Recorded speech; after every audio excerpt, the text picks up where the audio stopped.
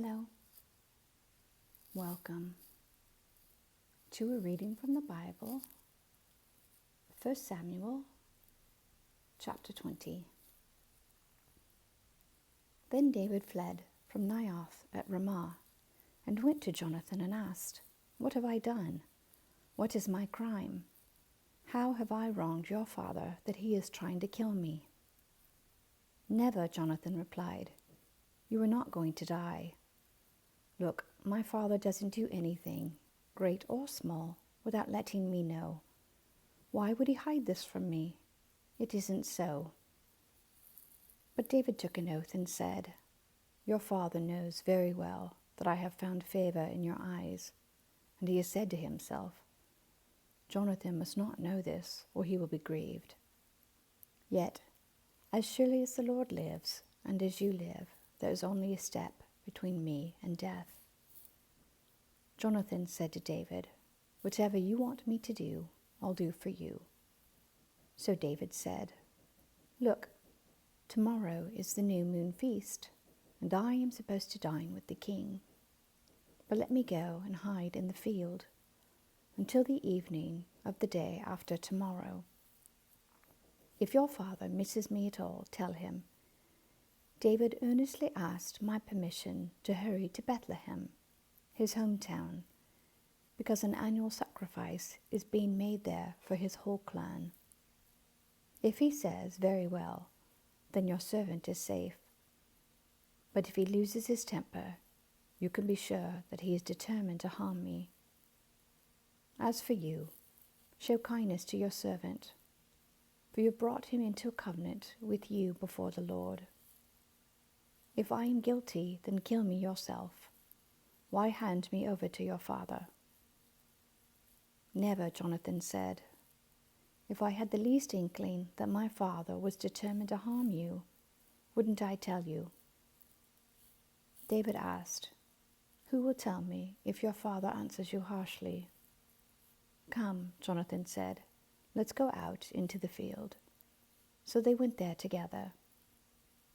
Then Jonathan said to David, "I swear by the Lord, the God of Israel, that I will surely sound out my father by this time the day after tomorrow.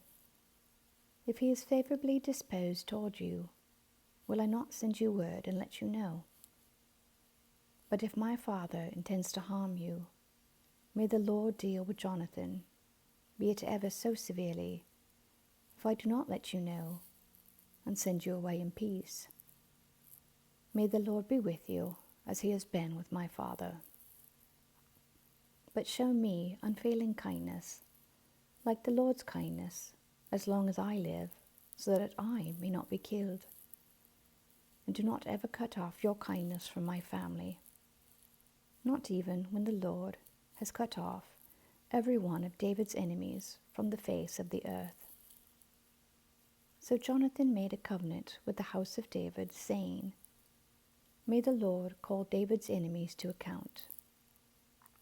And Jonathan had David reaffirm his oath out of love for him, because he loved him as he loved himself. Then Jonathan said to David, "Tomorrow is the new moon feast. You will be missed because your seat will be empty. The day after tomorrow, toward evening, go to the place where you hid when this trouble began, and wait by the stone Ezel. I will shoot 3 arrows to the side of it, as though I were shooting at a target. Then I will send a boy and say, 'Go, find the arrows.' If I say to him, 'Look, the arrows are on this side of you.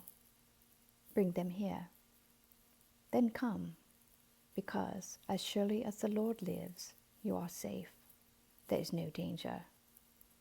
But if I say to the boy, 'Look, the arrows are beyond you,' then you must go, because the Lord has sent you away. And about the matter you and I discussed, remember, the Lord is witness between you and me forever." So David hid in the field. And when the new moon feast came, the king sat down to eat. he sat in his customary place by the wall, opposite Jonathan, and Abner sat next to Saul.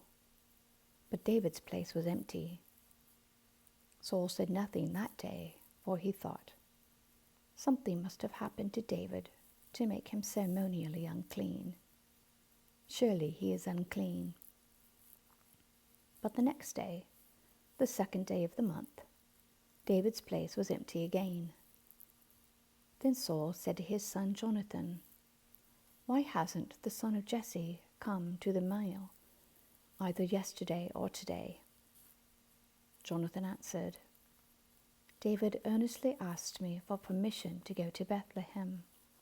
He said, 'Let me go, because our family is observing a sacrifice in the town, and my brother has ordered me to be there. If I have found favor in your eyes, let me get away to see my brothers.' That is why he has not come to the king's table." Saul's anger flared up at Jonathan, and he said to him, "You son of a perverse and rebellious woman, don't I know that you have sided with the son of Jesse to your own shame and to the shame of the mother who bore you? As long as the son of Jesse lives on this earth, neither you nor your kingdom will be established. Now send someone to bring him to me, for he must die." "Why should he be put to death? What has he done?" Jonathan asked his father. But Saul hurled his spear at him to kill him. Then Jonathan knew that his father intended to kill David. Jonathan got up from the table in fierce anger. On that second day of the feast he did not eat, because he was grieved at his father's shameful treatment of David. In the morning, Jonathan went out to the field for his meeting with David. He had a small boy with him, and he said to the boy, "Run and find the arrows I shoot." As the boy ran, he shot an arrow beyond him. When the boy came to the place where Jonathan's arrows had fallen, Jonathan called out after him, "Isn't the arrow beyond you?" Then he shouted, "Hurry, go quickly, don't stop." The boy picked up the arrow and returned to his master. The boy knew nothing about all this. Only Jonathan and David knew. Then Jonathan gave his weapons to the boy and said, "Go, carry them back to town." After the boy had gone, David got up from the south side of the stone and bowed down before Jonathan 3 times with his face to the ground. Then they kissed each other and wept together, but David wept the most.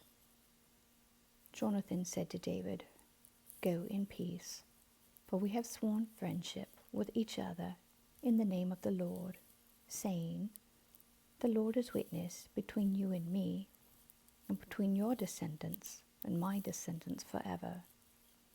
Then David left, and Jonathan went back to the town. Amen.